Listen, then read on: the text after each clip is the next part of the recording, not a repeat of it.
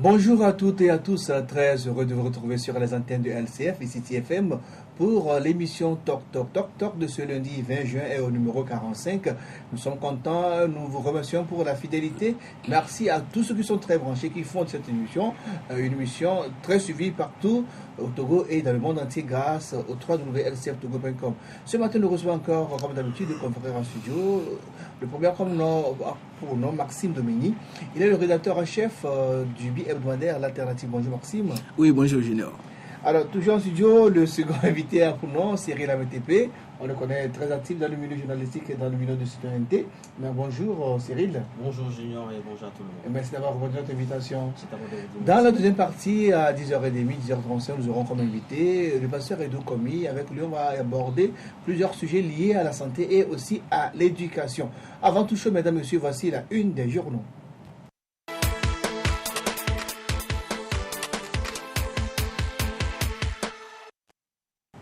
La une des journaux de ce lundi 20 juin 2016, nous démarrons par le bi-hebdomadaire Togo Matin. Togo Matin de ce jour titre Travaux publics, examen à repasser pour le ministre Ninsao Nyonfam.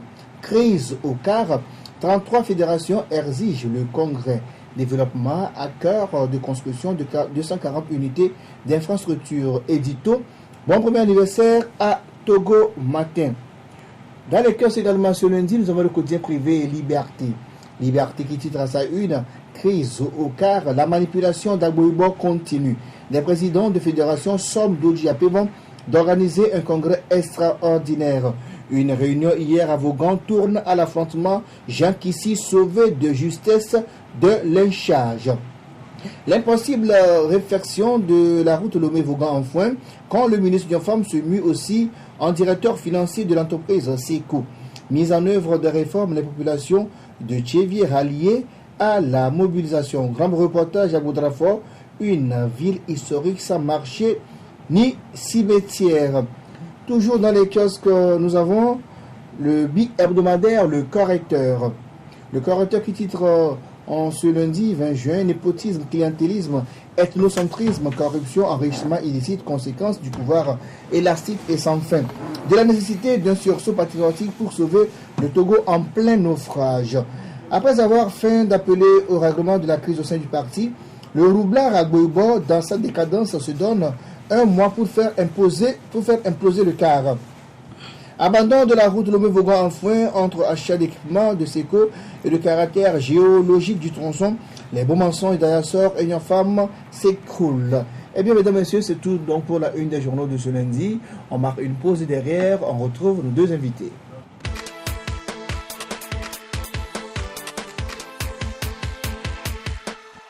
Retour en studio avec nos confrères Maxime Domini et Cyril AMTP. Rebonjour chers confrères. Bonjour.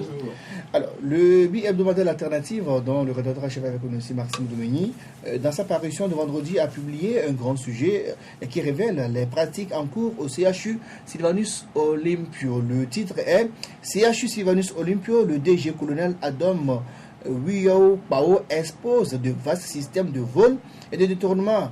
Sur 10 agents, à peine 200 intègres. Maxime Domini, par où on va commencer? Oui, disons que nous l'avons rencontré, comme vous l'avez dit, le mercredi dernier, le DG du CHU, Sylvanus Olympio, le colonel Ado.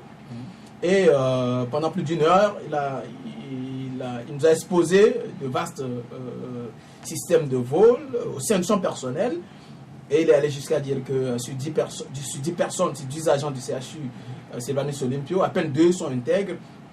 Il évoque par exemple des détournements de produits du CHU, il évoque des vols, il dit avoir constaté que par exemple des dizaines de cartons de papier rame ont disparu en quelques semaines alors que c'était prévu pour plusieurs mois et que par exemple des gens ils vont acquérir des produits à la pharmacie par exemple pour une valeur et qu'avant que les produits n'atterrissent dans les services où ils doivent être utilisés, ces produits sont diminués de plusieurs millions. et que, par exemple, les chefs de service sont inexistants, et l'assistent, ce qui fait qu'il y a un désordre qui s'installe dans les services.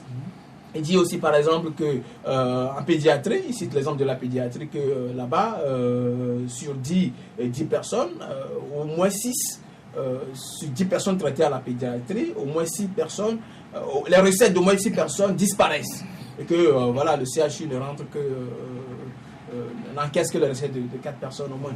Il dit que, par exemple, si les femmes sont étalées à même le sol à la maternité, du CHU Tokoin, vous savez que les femmes sont étalées à même le sol parce qu'il n'y a pas de lit. Il n'y a pas assez de lit. Oui. Il dit que c'est une réalité qui existe un peu partout, mais il revient au personnel de la maternité de prendre en charge à temps les femmes pour que bon, voilà, les lits soient dégagés, que d'autres personnes puissent accéder à ces lits. Et donc, disons qu'il a révélé un certain nombre de grèves qu'il a visiblement contre son personnel.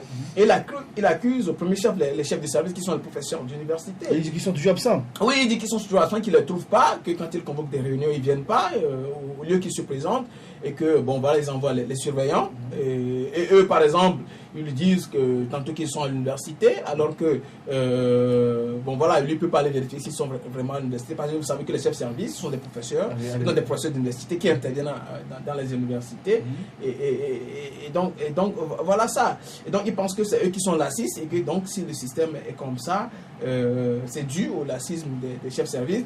Il allait jusqu'à dire que s'il avait à renvoyer des personnes, il renverrait les professeurs en premier lieu, que malheureusement il est limité, et donc en termes de sanctions il est limité, et donc il n'a pas cette assise, il n'a pas cette précision personnelle, et donc voilà, il semble un peu limité. Donc voilà un peu les grèves que le colonel Adom, lui-même médecin, nous a révélé, et le mercredi dernier. On pourra revenir sur... On va profiter, j'ai eu à lire l'article, le riche article publié par l'Alternative vendredi dernier. Alors, pour le colonel Adom Wiaupao, le problème du CHU, Sylvanus Olympio, est essentiellement lié aux mentalités des agents, surtout celles des chefs de service. À peine 2 sur 10 sont intègres. Comment comprendre cette phrase du colonel Adom et Cyril Amétépé? Je tiens quand même à féliciter la rédaction de l'Alternative pour ce dossier. C'est très important parce qu'il faut aujourd'hui quand même soulever ces problèmes. C'est un problème qui nous suit du jour au lendemain et nous le vivons. Et si les sommités ne vivent pas, il faut que la majorité aujourd'hui quand même arrive à s'exprimer à travers ces colonnes. C'est pour dire que c'est déplorable. Et je tire chapeau également aussi au colonel pour cette sortie audacieuse. Parce que ses prédécesseurs ne sont pas arrivés quand même à se situer comme ça, d'accorder même des interviews à la presse afin de s'exprimer. Mais c'est de dire que j'aurais souhaité à la fin de cet article de dire que je démissionne. Vous savez, quand on confie une responsabilité à quelqu'un et vous n'êtes pas en mesure de pouvoir gérer, ce sont des ressources humaines, des ressources financières, des ressources matérielles confiées à ce colonel. Il est le directeur général du CHU, Sylvanus Olympio, si je ne me trompe pas. Oui, c'est lui le directeur. Le directeur, donc, il a le plein pouvoir d'assumer les responsabilités. Quand vous voyez que vous ne pouvez pas assumer les responsabilités, renvoyez un document ou une lettre à celui qui vous a nommé que je démissionne. C'est cette culture qui monte dans nos habitudes. C'est pas aussi facile que ça. C'est pas facile, donc aujourd'hui il ne doit pas se plaindre. Donc ça veut dire que lui-même il est coupable. Il est coupable dans la mesure qu'il n'arrive pas quand même à cerner ce milieu. Le milieu de la santé, quand vous allez, c'est-à-dire quand vous prenez le domaine de la santé aujourd'hui, ça fait pleurer. Parce que vous voyez même l'état des lits. Il dit, j'ai lu l'article, la fois passée, je pense 1400 lits. Non, ils ont 800 lits. Ils ont 1400 agents. 1400 agents et 800 lits. Demandez-moi l'état de ces lits. Dommage, on a des images qu'il a récupérées. Vous allez au niveau. Très bien, voici les lits dont, c'est-à-dire les lits que le CHU dispose. Le lit que le CHU dispose. Vous allez au niveau de la pédiatrie, qui est c'est-à-dire l'unité quand même à prendre soin. Vous allez pleurer. Alors il faut aujourd'hui que le colonel arrive quand même à dire à celui qui l'a nommé que voici la situation qui se présente et maintenant donnez-moi d'autres prérogatives afin de pouvoir maîtriser ces professeurs. Ça commence dès même au respect de la tenue professionnelle exigée au niveau du domaine sanitaire. Vous arrivez au CHU Tokoin, même on sait pas qui est qui, tout le monde en blouse blanche, et je vous donne comme tout est mélangé, le chirurgien qui ne porte plus sa blouse et d'autres qui sont là, même le comptable au niveau de l'administration en blouse blanche qui se promène dans la cour, vous voyez docteur, dans le quartier sont les grands docteurs, mais c'est-à-dire de façon professionnelle, c'est pas ça. Il faut commencer à partir de là, de dire que cette tenue doit être respectée au sein de... On met la différence. On met la différence, c'est exigé. Et surtout, ce qui me colle encore, c'est que est-ce que les professionnels de la santé ont le code de la santé? C'est le document. Dans le document, il y a tout. Ce document résume tout. Est-ce qu'ils savent, ils ont le code de la santé? Si oui, si le colonel a le code de la santé, il a également aussi ce devoir ou ce plein pouvoir quand même, lors des cas de détournement, de prendre des dispositions. Et le code pénal est là également pour accompagner ce code de la santé. Combien sommes-nous à avoir ce code de la santé? Voici également une question qu'on doit se poser, de dire que les responsabilités sont situées, mais le colonel a le plein devoir de quand même assumer aujourd'hui, d'encaisser cette lourde charge-là, de l'encaisser et de prendre des dispositions pour que ça soit pallié. Alors, je reviens vers vous, Maxime Dominique. Le colonel Adom dit vouloir amener ses collaborateurs à prendre de nouveaux comportements. Je le cite, il indexe les cas de corruption, de manque de conscience professionnelle.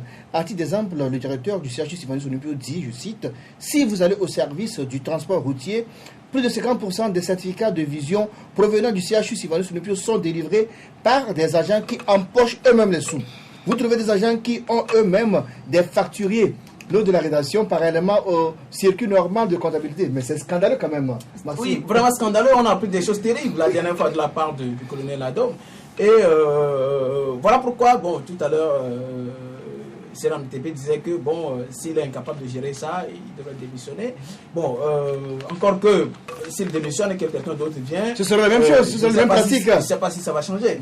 Bon, maintenant, oui, il a dit ça, que, voilà, que les gens, ils ont des facturiers, eux-mêmes, ils signent des choses. Donc, des gens font des prestations. En fait, ce qu'il veut dire, c'est que les gens font des prestations. Si à Chitocoin, ils empochent les sous. Au lieu que les sous aillent à la caisse, ils empochent les sous disparaissent dans la nature.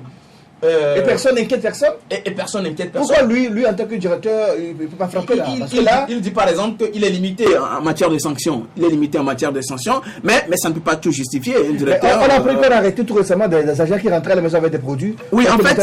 On les a arrêtés à l'entrée, au contrôle. Oui, en fait, justement, il a dit que par exemple, à partir de ce 1er juin, nous sommes en juin, 1er juin, ils ont pris maintenant une agence de sécurité privée. Avant, c'était des agents qui ont été recrutés par le CHU qui gérait ça. Maintenant, ils ont pris une agence. C'est les produits volés, ça, c'est les produits qu'ils ont volés. Voilà, justement, ces nouveaux agents de sécurité, ils opèrent des fouilles sur le personnel, en fait, tout ce qui rentre et qui sort. Et que, voilà, c'est pendant ces fouilles qu'ils ont retrouvé ces genres de produits à l'entrée du CHU.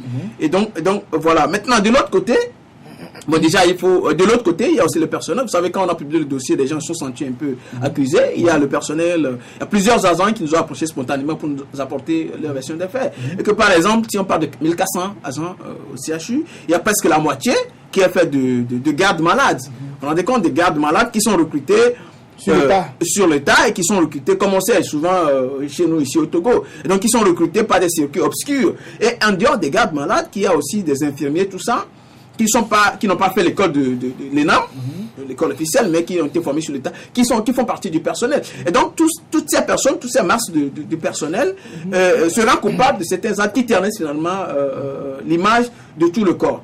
Mais il faut reconnaître que c'est une réalité. Il y a quand même une réalité dans ce que dit le directeur, parce que vous connaissez le Synfort, qui est un syndicat très dynamique dans le secteur de la santé, qui, je crois, depuis 2009, ayant pris conscience de la réalité, avait initié une série de formations, l'invitation de ses membres pour changer un peu, notamment par exemple l'accueil. On a vu récemment la campagne du sourire. Ils ont encore récemment lancé la campagne du sourire. Ça n'a rien donné alors? Bah, espérons. Bon, je ne vais pas dire espérons, mais je veux dire, c'est peut-être le contraire. Ou bien, ça n'a pas encore donné des résultats. Mais ce qui est sûr, c'est que le CHU va mal, il va très très mal. Va très très mal. Le constat est fait par l'administration. Et si vous allez... Je vous donne cet exemple. Ce matin même, pendant que nous sommes ici, on nous informe que à la maternité, au bloc de la maternité, donc à la salle de stérilisation de la maternité, des endroits qui doivent être tenus vraiment très très sains, qu'il y a la fosse septique qui a débordé. Vous imaginez que vous soyez dans votre propre maison et que la fosse septique, la fosse... C'est insupportable. Déborde, se remplit déjà. C'est insupportable. Maintenant, le fait que ça déborde, je vous imagine les conséquences. Et ça, nous ne sommes pas dans une maison, nous sommes à l'hôpital, pas seulement à l'hôpital, mais nous sommes dans un bloc opératoire.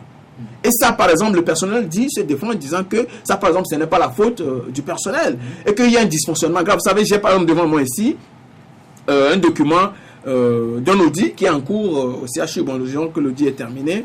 C'est un document provisoire qui sera validé par le personnel. Et dans le document, je peux vous lire, on dit les grands problèmes récurrents au CHU Sylvanus Olympio. On dit par exemple, sur le plan infrastructure, les infrastructures du CHU sont vieilles et vétustes. Les bâtiments ne répondent plus à leur vocation première. Les vitres de certains bureaux sont cassées, les peintures des bâtiments laissent à désirer. Il y a un manque d'entretien général des bâtiments. Les services ont grandi et se retrouvent à l'étroit dans des bâtiments actuels. Les bâtiments manquent pour la prise en charge des patients. Ils sont souvent attribués à d'autres services sans l'avis du chef service concerné. Les installations électriques ne sont pas aux normes. Vous savez, il arrive souvent des cas d'incendie au CHU Sylvanus Olympio. On dit les filles pendues sans protection particulière. Les appareils sont sans protection. La maintenance des équipements électriques n'est pas assurée. Les salles d'hospitalisation sont mal entretenues. Le nettoyage des bâtiments est mal fait. Les bureaux des médecins et de consultation ne sont pas adaptés. Il n'existe aucune maintenance de ces bâtiments. La plomberie sanitaire manque cruellement d'entretien. Les installations ne couvrent pas tous les bâtiments et on observe des coupures fréquentes d'eau. Les fosses septiques ne sont pas fréquemment vidées. Ça fait partie de l'audit. Et on n'a pas encore fini d'en parler aujourd'hui. Très long. Le CHU ne va pas bien. Et bon voilà, on ne peut pas limiter tous les problèmes à des défaillances dues au personnel. Parce que par exemple, lorsqu'on parle de l'État a sa responsabilité. Oui, par exemple, lorsqu'on parle de scanner, la dernière fois, le DG, le colonel Adom, il a parlé de scanner, que selon lui, ses analyses, c'est une surutilisation du scanner qui fait que ça tombe régulièrement. Et j'ai un exemple à donner, parce que nous, on a été informés avant de venir au studio. Il y a un médecin au CHU Campus qui a en quelque sorte privatisé le scanner du CHU Campus. Ouais. Il vient, il fait le boulot, il facture au vu aussi de tout le monde et il empoche l'argent et il part. Personne n'inquiète, tout le monde le sait parce qu'il a une position politique et il le fait de telle enseigne que le scanner tombe régulièrement en panne. Et il est là, tout le monde le connaît, il est bien connu et il est là, il facture. Et il empoche les sous, comme 50 000 francs ou bien 25 000, il le fait à 10 000 et il part à la maison. Cyril, vous faites aussi de la sécurité. Un instant, sur le plan des scanners, vous savez très bien que le scanner par exemple du CHU Togo notamment, avant même son inauguration, était déjà en panne. Ouais. Ça n'a été jamais inauguré. Et depuis, l'inauguration a été reportée ou annulée, on ne sait pas. Donc ça veut dire qu'avant même qu'on commence à utiliser le matériel, c'était en panne. Et la personne qui a géré ce projet, le fameux projet BIDC, c'est un proche du chef de l'État, c'est un proche de Florian Singbe. C'est le conseiller de la santé. C'est le conseiller médical du chef de l'État. Il n'a jamais été inquiété. Et vous vous rendez compte, depuis, ça fait des années, ce projet n'a jamais été définitivement réceptionné. Vous savez que dans le cadre des passations de marché, on réceptionne le projet de façon provisoire, après, on le réceptionne de façon définitive. Mais dans le cadre du projet BIDC, justement, le projet n'a jamais été définitivement réceptionné. Et le directeur, justement, il se plaint. Il accuse là aussi le chef service, il dit qu'il ne devrait pas accepter qu'on vienne installer les matériels défectueux du projet BIDC alors que les matériels qui étaient là fonctionnaient déjà assez bien. Et donc il les accuse. Mais maintenant les gens se défendent, ils disent que bon, ils ne peuvent pas s'opposer parce qu'on installe de matériels supposés neufs dans leur service. Des matériaux qui sont venus par le biais d'un projet piloté par la présidente, tout ça, ils ne peuvent pas s'opposer à ça. Donc il y a un problème de dysfonctionnement grave qui justement se fait au détriment des patients. Cyril, on vous connaît aussi très proche de l'ONG M-Afrique. Vous sécurisez souvent à l'intérieur du pays. Est-ce que les réalités sont les mêmes aussi dans tous les centres de santé de l'intérieur du pays? Les réalités du CHU sont les mêmes à l'intérieur? Les réalités sont les mêmes. C'est une triste réalité. Et à l'intérieur même, c'est encore pire. Où vous n'allez même pas voir le personnel. Vous prenez l'unité de soins périphériques au niveau d'Agou, ici. La matrone est décédée bientôt 1 ou 2 ans. C'est fini. L'unité est fermée, actuellement où je vous parle. Et donc, quand il y a personne à Agou, on va à Palimé. Vous êtes obligé de venir à Palimé. Donc, c'est tout un souci. Et l'État est au courant? L'État, mais attention, qui a positionné cette personne là-bas?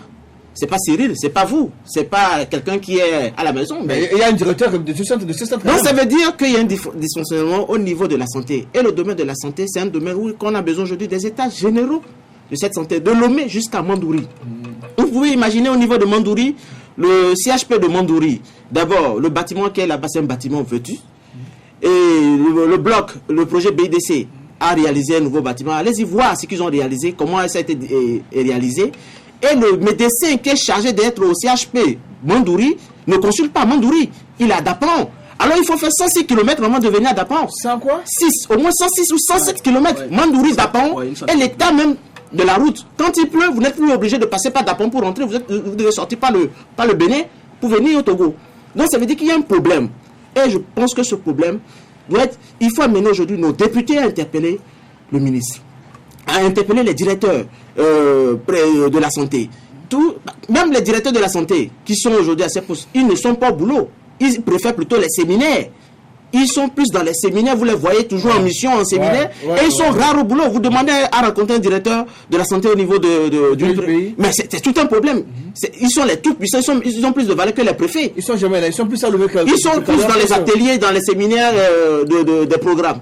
Alors qu'il faut dire que ce dysfonctionnement est constaté, et ce qui doit mener les députés à interpeller ce ministre, juste sur la forme et le fond du domaine de la santé. C'est vrai qu'il y a un manque du personnel.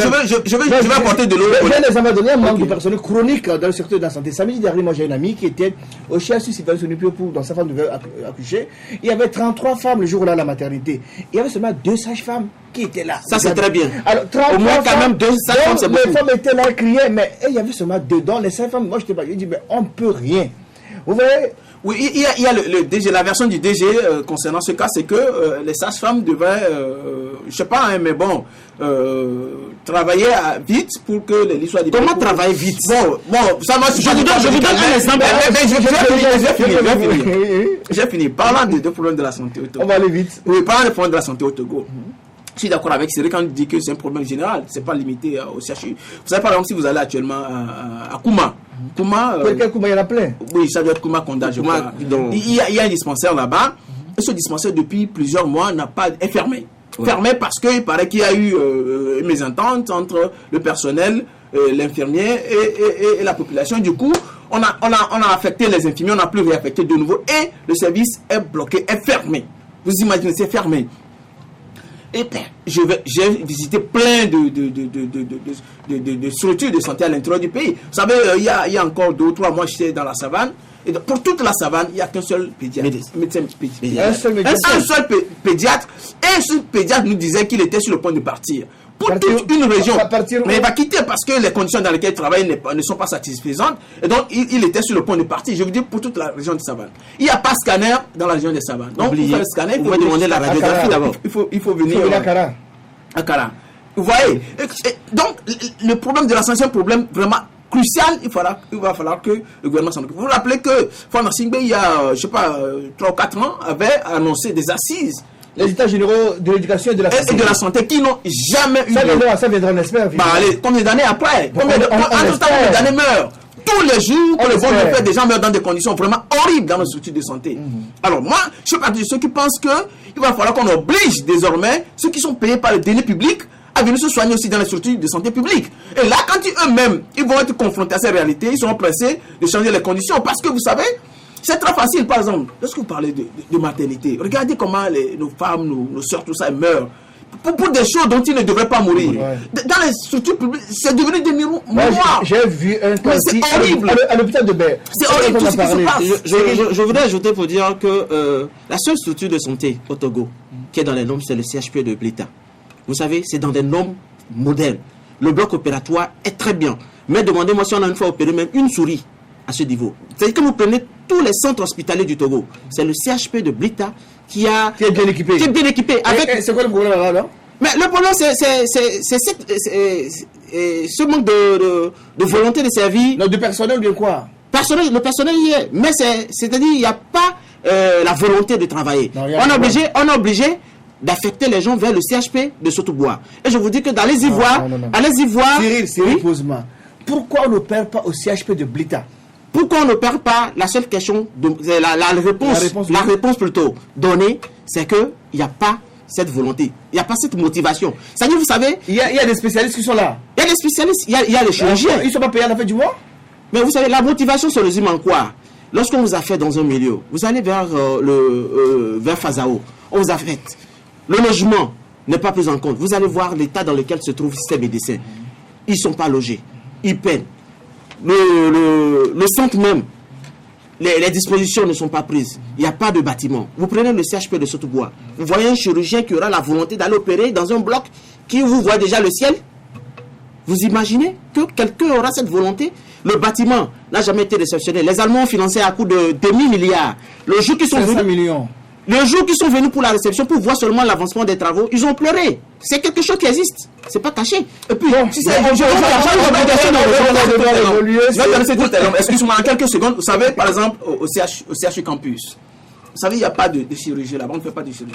Et puis l'une des raisons pour lesquelles le CHU le CHUSO est débordé, c'est parce que le CHU, il n'y a pas d'autres structures capables de prendre en charge efficacement les gens. Et que tout le monde... On a le Bon Secours qui a quelques biens. Oui, il y a Bon Secours, mais bon, qui n'arrive pas à prendre tout le monde. Et donc, par exemple, le CHU qui est un centre hospitalier universitaire, CHU Campus n'a pas CHU Campus n'a pas de département de service chirurgical. Et actuellement, il y a un chirurgien qui est en train de mettre en place ce département, ce service. Vous savez comment il fait? Lui-même, il va de société en société, il leur demande, s'il vous plaît, est-ce que vous pouvez me trouver une bistouri? Est-ce que vous pouvez me trouver ceci? Est-ce que vous pouvez trouver une cuve? Est-ce que vous pouvez trouver un lit? Il compte. Oui, il est en train de même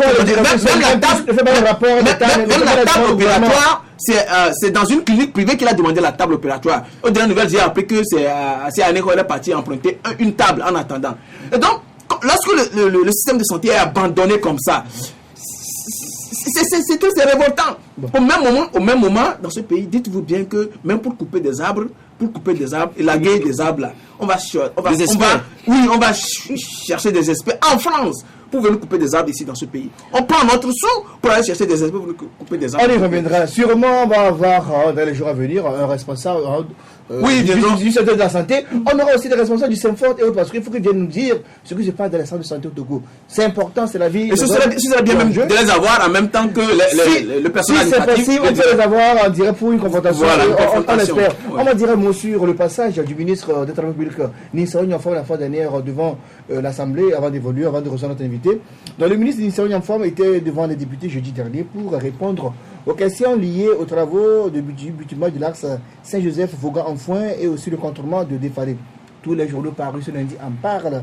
Alors, le ministre a-t-il réussi son oral, Cyril? Vous l'avez suivi? Oui, je l'ai suivi. Oui, je l'ai suivi avec intérêt. C'est pour dire que le ministre a raté cet oral. Hein, vous savez, cette question-réponse, j'aurais souhaité que ça aille plus en profondeur et de l'interpeller durant tout le mois. Qu'on constate le mois de juin ou même toute l'année pour l'interpeller, parce que c'est inadmissible de voir cette obligation de résultat qui manque dans ce pays. Et en tant que ministre, il a ce devoir d'amener à une obligation de résultat. Il a donné une échéance, et c'est ce même ministre, lors du lancement de cette route, a donné une échéance.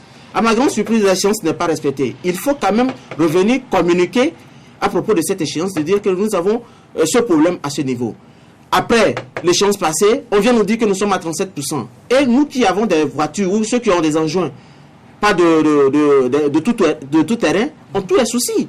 Vous prenez la voie à Vaughan. Combien de fois cette voie n'est pas passée au peine fin? Et même, jusqu'à même amener certains confrères à la justice, pour dire qu'il y a un problème, et c'est une obligation de résultat. J'aurais souhaité que le chef de l'État, moi c'est personnel, c'est un souhait personnel, il n'a qu'à se promener dans le pays. C'est très important qu'il sorte, qu'il prenne sa voiture, qu'il soit volant. Qu'il prenne le tronçon Kégué-Vaughan. Non, pas Kégué-Vaughan. Au lieu d'arriver à Diablomé, c'est trop loin. La station de Vaughan, sous notre passerelle ou l'échangeur. Voici peut passer. Juste, il n'a qu'à faire cet exercice pour voir les réalités du terrain. Il n'a qu'à se promener dans les centres hospitaliers de voir les réalités. C'est bien beau de dire, oui, que nous avons des écoles sans les toits. C'est vrai, mais est-ce que vous avez vécu les réalités de ce pays avant quand même de prendre des dispositions, de demander à chacun de répondre? Et surtout qu'au débuté, d'avoir ce mécanisme d'interpeller même les directeurs de société. Parce que le ministre vient parler, les directeurs de société sont dans l'ombre, mais n'arrivent pas à dire ce qui se passe. D'autres accusent le ministre parce qu'il n'y a pas eu de décaissement de fonds à tel niveau. Et on a l'impression que c'est le ministre qui maîtrise tous les dossiers. Non, laissez les autres aussi parler, comme on le fait au Ghana. Quand les députés interpellent un ministre, on interpelle tout le monde. Et même, je vois des directeurs de société pleurer en direct sur JTV. Il faut qu'aujourd'hui, nous ayons aussi ça, parce que c'est une obligation de résultat. Vous allez au niveau d'Alakogbe. La route a été faite 3 fois. La route d'Alakogbe, 15 km de Tchévier. Au temps de Yadema, cette route a été financée. Et jusqu'aujourd'hui, quand vous arrivez à ce niveau, quand vous demandez à la population, vous voyez l'état de la route, c'est impraticable. Où se trouvait le riz d'Alakogbe. Ça veut dire qu'il y a un problème et la seule personne... À qui la faute? Oui, vous savez, c'est très facile que le ministre qui est supposé être rigoureux vis-à-vis des entreprises se mue en défenseur de ces entreprises. Parce que on en a assez, des explications. On veut des résultats, comme l'a dit Cyril. Il n'y a pas que la route ici. Vous voyez ce qui se passe actuellement dans le Tchaoudjo, Oui. les routes faites par les Chinois. Les contournements. Les contournements, les 3 contournements, les Alédio 1, Alédio 2 et Défalé. Ce chantier a été bouclé, réceptionné et c'est en train d'être refait totalement. Est-ce que c'est normal? Ce n'est pas normal. Parce que le travail était mal fait. Et puis on ne peut pas se contenter des explications. Le travail c'est mal fait. Très mal fait. Et ça serait refait aux frais des entreprises. Bah, c'est ce qu'on nous a dit, mais qui contrôle? Et puis on ne peut pas attendre que les travaux soient finis, totalement finis, pour qu'on dise que les travaux ont été mal faits. Mais où étaient les bureaux de contrôle? Le bureau de contrôle, c'était un bureau de contrôle chinois. Et puis après, mais c'est le Togo qui paie, mais c'est pas le Togo qui paie. Le bureau de contrôle c'est la Chine qui a financé ces travaux. Mais non, c'est pas la Chine qui a financé. Mais ce sont des prêts chinois. Oui, les prêts, mais c'est nous qui endossons les prêts parce que nous allons rembourser après. Maintenant, les bureaux de contrôle, le bureau de contrôle togolais est où? Les services techniques des ministères, les services techniques étaient où? Mais pourquoi est-ce qu'ils ont laissé le chantier aller jusqu'au bout si tant est qu'ils avaient constaté les anomalies dès le début? Ou bien n'ont pas constaté les anomalies, tout le monde était aveugle, espérant que ça ne va pas vite être cabossé, et ils ont été surpris par les dégâts. Ils ont été et dire que même le flux de camions que nous avons, le flux a diminué depuis, je crois, il y a 2 ans. Sinon, si on avait le même flux, peut-être que les routes là ne feraient même pas un mois. Est-ce que c'est normal et que le ministre vienne nous donner des explications et c'est le ministre qui se pointe à la télé pour justifier pourquoi est-ce que, par exemple, tels travaux n'ont pas évolué, tels travaux doivent être refaits, ainsi de suite. Ce n'est pas normal. Il va falloir que des responsabilités soient situées. On ne peut pas regarder, par exemple, cette route. Et puis, cette route, par exemple, a été confiée à une société qui a plein de chantiers. C'est la même société, c'est COBTP, qui a encore le chantier protestant, le boulevard des Armées, par exemple. C'est la société la plus équipée au Togo. Comment la plus équipée? Elle est la plus équipée. Elle est d'où cette société? Mais elle est la plus équipée. Je dis quelque chose. Non. Elle est la plus équipée. Le résultat est là. Le résultat est là. La même société. La même société a plein de chantiers. Par exemple, il y a comment ils appellent les 50 km de pistes par préfecture. Du sud, genre de Lomé jusqu'à 5C, tous les travaux ont été confiés à la même société. Le résultat est là, les travaux sont bâclés. Ça dépend des cahiers de charges. Hein. Comment les cahiers de charges? Nous, on veut avoir. Ceux qui habitent, par exemple, sur ce tronçon de Saint-Joe jusqu'à Vaughan, ils vont vivre comment? Leurs affaires. Mais ils vont attendre jusqu'à quand? Je voudrais ajouter également, lorsqu'on veut réaliser ces infrastructures, il faut associer tous les acteurs. Moi, c'est au Togo, je suis en train de voir que nos nouvelles voies sont faites, mais il n'y a pas de poteau d'incendie. Vous savez, nous sommes aujourd'hui au 21e siècle, on ne peut plus admettre ce genre de trucs. Je voudrais que les députés aujourd'hui maîtrisent ce système. On ne peut pas avoir des infrastructures et ne pas associer même les sapeurs-pompiers pour l'élaboration de ce projet. Tu parles de poteaux d'incendie. Tu parles de poteaux d'incendie. Vous imaginez avoir Casamance, c'est maintenant qu'on met les lapadaires. Parce que le projet était réceptionné depuis un nombre de lapadaires. La nuit circulée, on colle des trucs. Et puis, les ronds-points sont mal calculés. Sont mal calculés. Vous arrivez au niveau d'Agbalpedo, la station en face d'Agbalpedo. Vous braquez votre volant, sachez que vous allez vous retrouver dans les égouts. Ça, c'est évident. Et chaque jour, on en parle. Le ministre est où? Il faut quand même la mise on va continuer à parler, mais chers confrères, on va évoluer, vous permettez. Il est 10h35. On va marquer une pause et derrière la pause, on va recevoir notre invité, Pasteur Edo Komi.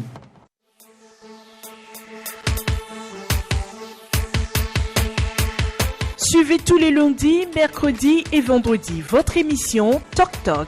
Toc Toc passe au crible les grands sujets de l'heure et développe des thématiques sur le plan social, politique, économique, sportif et culturel. En studio pour en débattre, des journalistes et des experts. Rediffusion la nuit à 22h30.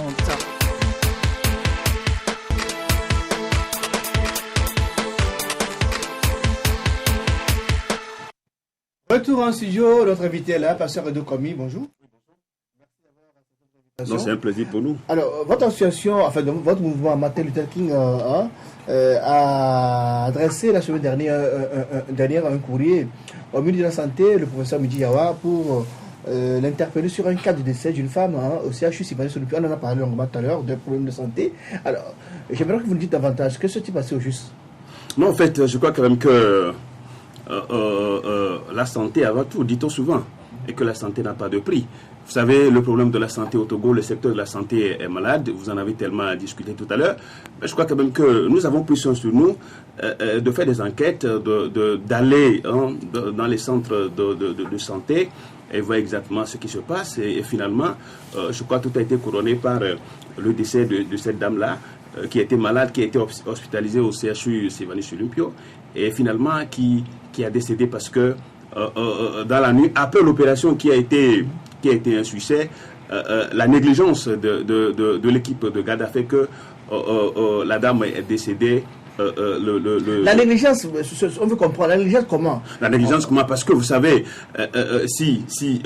j'aurais souhaité quand même que vous fassiez un micro-trottoir sur l'état de santé, l'état des structures de santé au Togo. Je crois que vous allez écouter beaucoup. On en a parlé tout à l'heure ici, vous arrivez. Vous allez écouter beaucoup de choses. Les Togolais sont tellement fatigués de ces centres publics de santé. Et le jour là, la nuit là, quand moi j'ai été alerté, nous avons pris soin sur nous quand même de faire rapidement un tour la nuit sur les lieux, donc au CHU Sylvanus Olympio.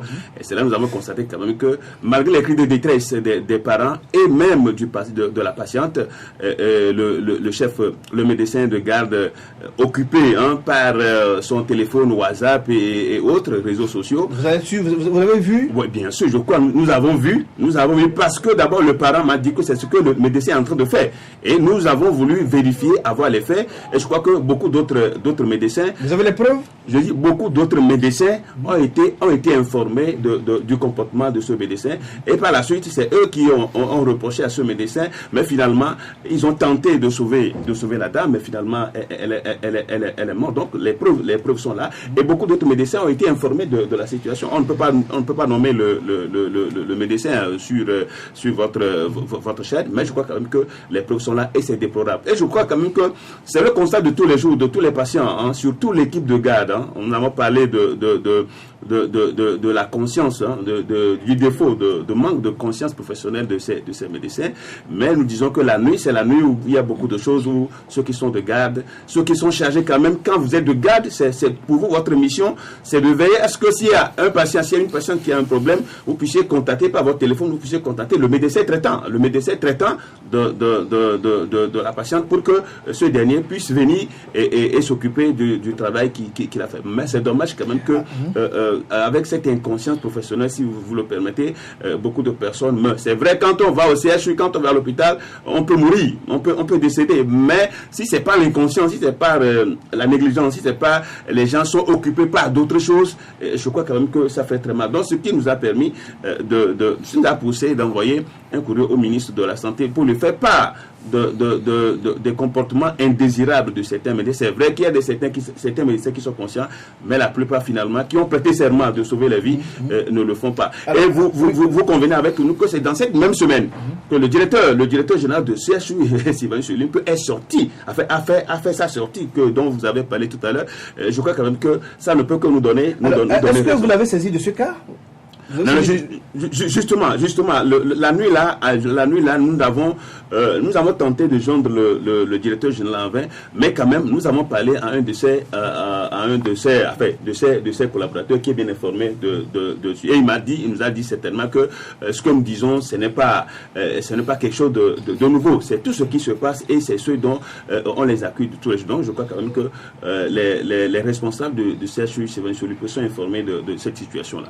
Des questions, cher confrère? Oui, moi je vais confirmer que le directeur du CHU, il est finalement au courant parce que le mercredi, nous on était chez lui. Il nous a justement confirmé qu'il a lu, mais pas par voie administrative, mais il a lu aussi sur WhatsApp les communiqués du mouvement, tout ça. Et donc maintenant, ma question au pasteur de Komi, quelle sera la suite, par exemple, de cette affaire? Non, je crois quand même qu'aujourd'hui, vous avez parlé tout à l'heure, nous avons proposé même, parce que nous sommes rendus compte que la nuit, les gens sont occupés, au lieu d'être occupés par le service, ils sont occupés par d'autres affaires. Il va falloir quand même que, dans un premier temps, pour sauver les patients, c'est-à-dire ceux qui sont concernés la nuit, il va falloir quand même qu'il y ait des mesures rigoureuses soient prises. Parce qu'on ne peut pas laisser les gens qui sont au travail d'être occupés par regardant la télévision, en s'occupant. J'ai un exemple, je ne sais pas si de l'hôpital, où on était là, moi j'avais accompagné quelqu'un à l'hôpital, l'enfant n'arrivait pas à bien respirer, on est venu, on nous a dit attendez un peu, patienter. Après 30 minutes patienter, 1 heure de temps patienter, j'ai dit bon je frappe, je rentre. Ils ont dit qu'ils sont en train de manger, mais 1 heure ça trop traîné, je rentre, ils étaient sur un match de football, ils étaient trop assis. Mais j'ai crié, j'ai fait un scandale. Et ils sont rendus aux journalistes, ils sont sortis, me supplient, ils ont fait le boulot. Et je confirme, c'est dans un hôpital ici à Lomé. Mais je vais vous mettre le détail. On continue. Donc, je crois quand même qu'il va falloir quand même qu'on prenne des mesures. Qu'on interdise quand même aux gens, pas interdit, mais quand même de regarder la télévision, de s'occuper des portables. Mais quand même, ce qui a lieu de faire aujourd'hui, c'est que quand même, nous sommes conscients de la situation. Il va quand même qu'on sauve l'essentiel en attendant que, comme vous l'avez dit tout à l'heure, nous l'avions même proposé, qui est des états généraux de la santé. Vous allez porter plainte, enfin, ou bien la famille souhaite porter plainte. Mais écoutez, justement, c'est le problème qui se pose aujourd'hui. Il va falloir quand même qu'il y ait une équipe des juristes ou bien des avocats pour accompagner les patients, parce qu'il y a beaucoup de choses. Les Togolais, on n'a pas l'habitude de porter plainte dans ce genre de choses. On a l'habitude d'aller au tribunal juste pour les problèmes de terrain, pour les problèmes de dette. Mais en matière de la santé, il y a beaucoup de choses qui se passent. Parce qu'il y a des produits qu'on prescrit aux gens qui ne sont pas conformes. Les gens prennent, ça aggrave la maladie s'aggrave et que les gens meurent. Donc, il va falloir quand même qu'on apprenne dès à présent, que les gens apprennent, que les compatriotes apprennent à saisir le tribunal pour des cas comme ça. De toute façon, il y a beaucoup de choses. On est en train de voir ce qu'il y a de faire pour que ça soit un départ en portant plainte contre ces médecins-là qui sont véreux, qui refusent de faire le travail, c'est pourquoi ils ont prêté serment. Cyril? Non, je tiens à féliciter le mouvement et Pasteur pour le travail. C'est le rôle de la société civile. Et ce rôle ne doit pas nous échapper en tant que société civile. La question. Vous posez la question. Oui, je vais poser la question, mais de manière d'abord à féliciter. Il faut avoir aussi ce courage d'encourager ce qui se fait très bien. Okay. Mais au même moment, c'est de demander au pasteur, lorsque ces dispositions seront prises, est-ce que vous, au niveau de votre mouvement, vous aurez un mécanisme en place pour pouvoir surveiller de près ces dispositions? Est-ce qu'un mécanisme serait mis en place? Il est de notre devoir d'accompagner ou bien de contrôler les actions publiques. C'est le contrôle citoyen des actions publiques. Et c'est vrai que pour le moment, ça en manque, mais nous avons fait quand même que progressivement, nous allons prendre nos dispositions pour que ce contrôle soit effectif. Alors, vas-y. Oui, bon, on dit souvent que le poisson ne pourrait pas la tête. Tout à l'heure, on a longuement démontré que le problème de la santé au Togo, ce n'est pas seulement le problème du CHU Togo. Quel est à votre niveau, quel est à votre avis les mesures qui doivent être prises de façon globale pour pouvoir redresser un peu ce secteur de la santé? Non, je crois qu'il y a, si nous avons bien suivi, je crois qu'il y a une mesure qui est en train d'être prise qui concerne comment on appelle une discussion. Ça ne touche que deux services. Oui, ça ne touche que deux services. La morgue et puis le laboratoire. Mais je crois que ce que nous aurions aimé, c'est que les prêts que l'État togolais contracte aujourd'hui, qu'on puisse quand même le faire pour au moins le secteur de la santé. Parce que quand nous construisons les aéroports, quand nous construisons les routes... On a fait 10 milliards, on a prêté 10 milliards à Belém. Il faut que les gens soient... Il y a eu 10 milliards qui ont été prêtés, mais si on a vu les résultats. Il faut que les gens soient en bonne santé. La santé, c'est le secteur le secteur prioritaire de tout un État. Bon, donc, pour moi, ce qui est le de faire, comme le directeur l'a dit, c'est vrai que les gens, il y a le problème de conscience professionnelle, il y a le problème de gestion des matériaux. Vous avez vu tout ce que vous avez dit tout à l'heure. On ne peut pas admettre qu'on s'amuse avec la santé des citoyens. Donc pour nous, ce qui est, c'est que il faut une organisation, une coalition de la société civile, mais pour veiller justement, ça ne serait que juste pour le secteur de la santé. Je crois que ça va pousser les acteurs publics de la santé d'être plus sur leur garde et permettre que les citoyens aient des soins de bonne qualité. Vous avez une idée sur les conditions de vie de travail des enseignants de santé? Vous avez une idée de la condition de travail? Non, c'est vrai quand même que depuis un certain moment, avec Saint-Fort et les autres syndicats, il y a eu quand même des mouvements de débrayage pour demander à ce que l'amélioration des conditions de travail et de vie de ces agents. C'est vrai quand même quand on prête serment. Voilà, c'est ça le sacerdoce.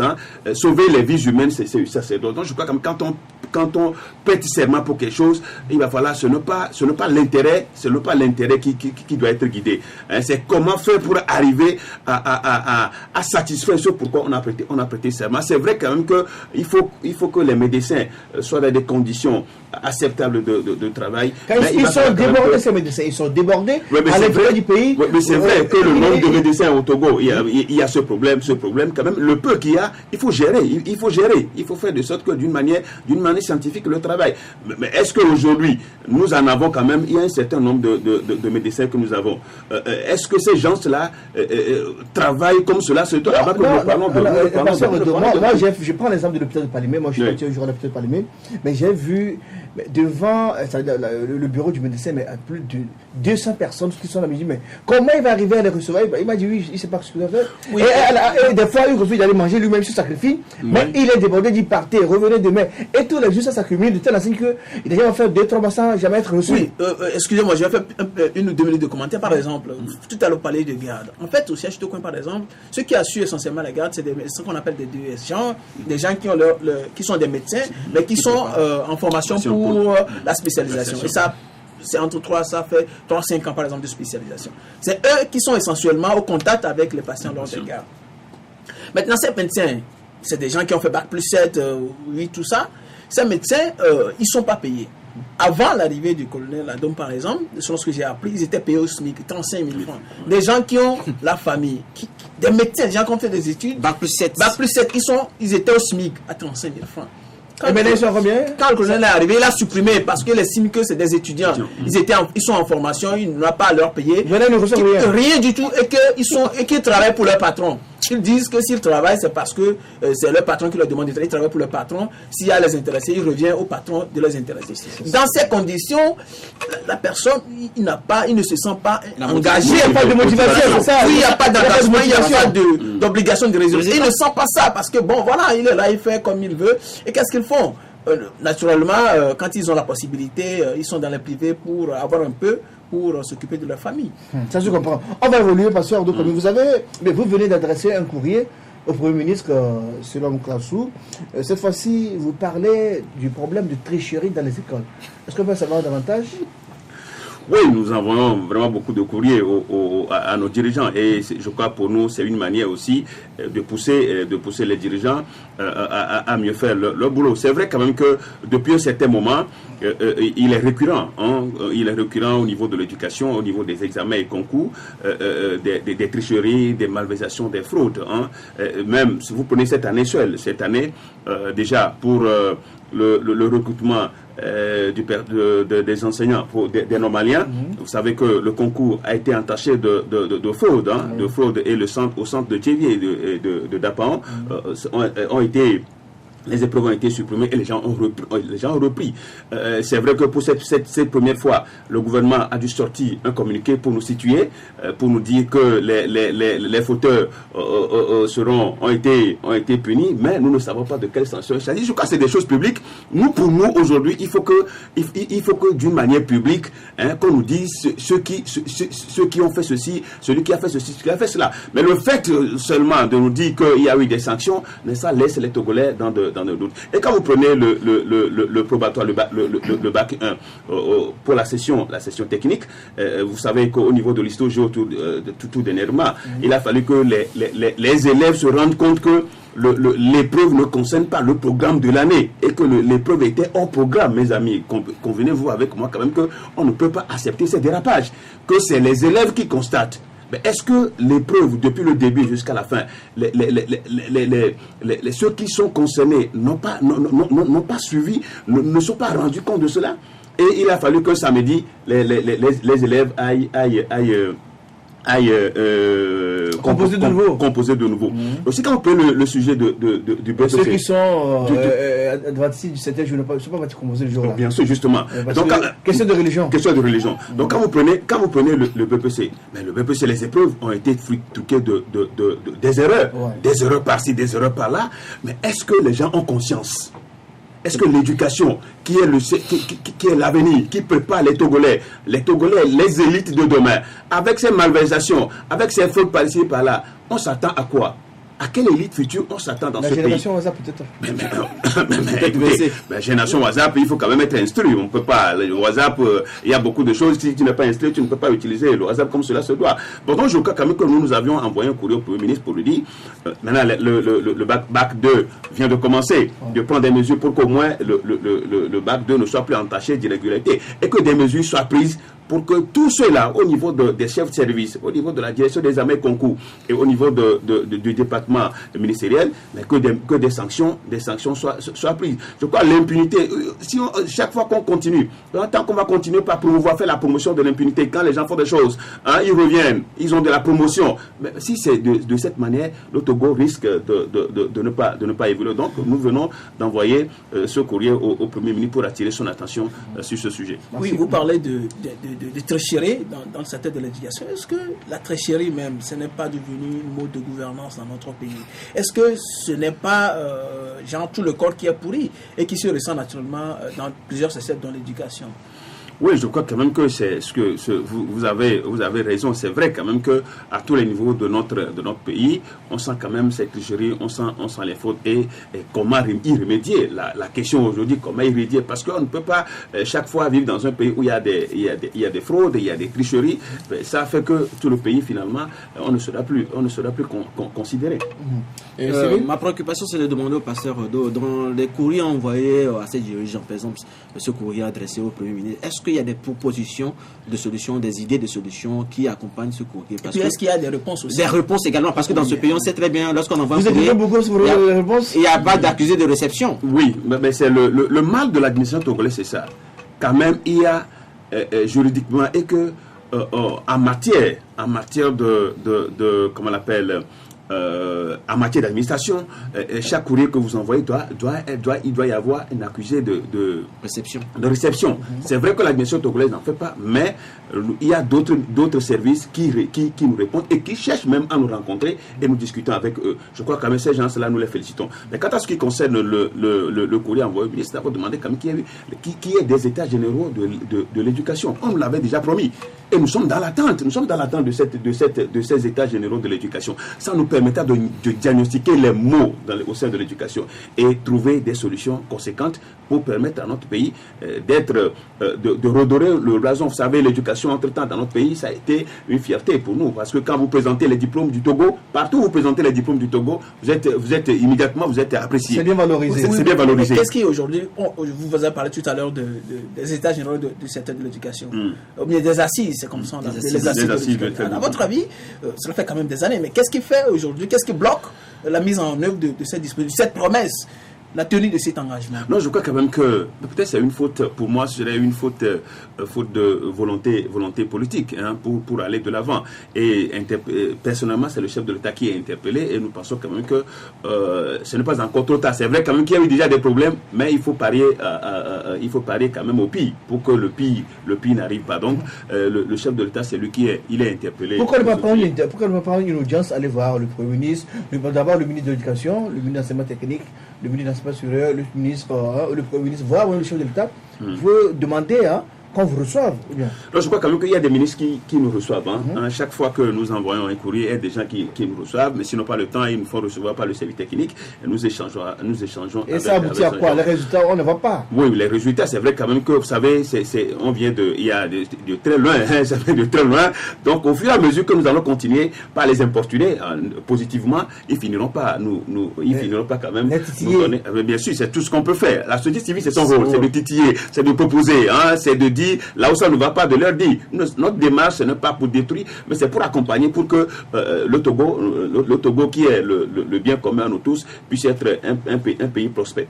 Encore une question? Mais juste l'autre question, c'est est-ce que vous avez l'impression que les gouvernants aujourd'hui, ils prennent au sérieux vos interpellations? De toutes les façons, je crois quand même que de la société civile en général, les interpellations de la société civile. Non, je crois qu'ils ont intérêt à prendre nos interpellations. C'est vrai quand même que certains fassent semblant de ne pas prendre en considération, mais au fait fond, ils étudient tout ce qu'on leur envoie, ils étudient. Et d'autres en font même des projets. Dès que nous, on envoie des trucs, ils essayent d'arranger, et puis ils en font un projet, et les projets sont financés, mais finalement, ils exécutent ces projets sans même nous associer. Mais nous, ce n'est pas grave. L'essentiel, c'est que le Togo puisse avancer. avancer. Et nous, ça c'est un plaisir pour nous que nos demandes, nos propositions soient transformées en projets, en projets qui sont financés, qui sont réalisés. Vous avez un exemple de demande qui était... Je me rappelle ce que je peux dire, et puis Cyril est là, il peut témoigner, c'est nous qui étions les tout premiers à lancer la semaine du civisme, hein, la semaine du civisme et du patriotisme au Togo, hein, entre 20 avril au 27 avril. Donc c'est la semaine là, pour la première fois nous avons lancé cette campagne. Mais cette campagne a été reprise par l'ex-ministre de la Manaté. Madame, justement, oui bien sûr, et a été transformée en projet. Nous avions proposé même journée du civisme, nous avons proposé, tout Cyril est là, puis lui aussi il avait ce document. Donc ça a été transformé en un projet, ce qui a conduit même, nous avons proposé journée de, comment on l'appelle, patriotisme. Journée de patriotisme. Donc nous avons tout proposé. Donc il y a d'autres projets et certaines de nos propositions qui sont toujours transformées en projets. De quoi vit le MMLK? Le MMK vit de ses propres moyens. Ce n'est pas facile, hein, parce que tout ce que nous faisons, ce n'est pas facile, mais nous vivons de nos propres moyens. Nous n'avons jamais eu de subvention. Nous n'avons jamais eu de subvention. Nous avons eu de soutien de personne. Nous avons eu de subvention. La seule subvention que nous avons eu dans ce pays, c'est avec le Haut Commissariat des Nations Unies aux droits de l'homme au temps de Gassama. Et c'était 300 000 francs. C'est tout. Jusque-là, c'est la seule subvention que le mouvement Maquet Lutte. Ça, je le dis publiquement. Vous vivez depuis l'heure de 300 000 francs? Je dis, c'est ça, 300 000 francs. Et comment vous en sortez? Ah oui, bien sûr, avec nos moyens. Moi, je suis pasteur. Bon, il y a des gens. Donc, ne dis pas ça parce que l'église, les membres me voient en direct. Je suis pasteur. Il y a des bonnes volontés des membres d'autres églises, certains pasteurs qui contribuent à tout ce que nous faisons. La ministre aussi. Et sur ce plateau. Les ministres aussi vous donnent. Vous êtes les DG de société? Non, de toute façon, publiquement, je le dis. Je le dis. Mais il y a certains ministres qui sont conscients de ce que nous faisons. Ça, il faut le dire. Et qui nous donnent, ça, il faut le dire, qui nous donnent des bons d'essence, qui nous donnent des trucs pour les déplacements. Ils sont conscients que ce que nous faisons, c'est des actes et des actions civiques, patriotiques. Et ça, il faut que je le dise. Je ne peux pas le cacher. Sinon, en dehors de ça, nous n'avons pas d'autres subventions. Une dernière question. Comment est-ce que les autres pasteurs d'église apprécient ce que vous faites? Vous êtes tantôt pasteur, maire, beaucoup plus dans le domaine. Non, mais c'est pas facile. C'est pas facile au Togo de faire, d'être activiste, parce qu'il y a des gens qui ne comprennent pas, qui disent que le pasteur ne doit pas intervenir dans les affaires de l'État. Je crois qu'ils se trompent. Je leur ai dit qu'ils se trompent parce que le Togo, c'est notre pays. L'État, c'est tout le monde. L'État, c'est tout le monde. Et maintenant, nous sommes sur la terre. Nous ne sommes pas encore au ciel. Nous sommes sur la terre et nous devons veiller à ce que notre corps, notre âme, notre esprit puisse bien se développer. Et il y a lieu quand même que nous puissions intervenir en tant que pasteur sur les affaires qui concernent notre pays. L'émission s'achève ici. Est-ce que vous avez un mot spécial à placer à l'endroit de ce que vous suivez actuellement? Non, tous ceux qui nous suivent, spécialement, je fais un coucou à mes camarades mes ex-camarades de prison civile de Lomé, parce que j'ai été avec eux, ils nous suivent en direct. Donc, je leur dis de garder espoir, que la justice de Dieu finira par l'emporter sur la justice humaine. Et un coucou spécial au prophète Maranatha qui est actuellement à la prison civile de Lomé, et à tous les pasteurs et à tous les journalistes, vous qui nous soutenez chaque jour dans nos actions. Mesdames, Messieurs, Talk de ce lundi 20 juin s'achève ainsi. C'était le numéro 45 en studio ce matin. Maxime Lomegny, rédacteur en chef de l'Alternative. Merci Maxime. Merci également à notre ami Cyril Ametepe. Merci pour vos témoignages ici dans cette émission. Merci au pasteur Edo Komi. Mesdames, Messieurs, on se retrouve mercredi pour un nouveau numéro. Mercredi, on aura dans ce studio un invité. Et là pour nous, Fulbert Atisso, le président du parti Togo Autrement. Merci.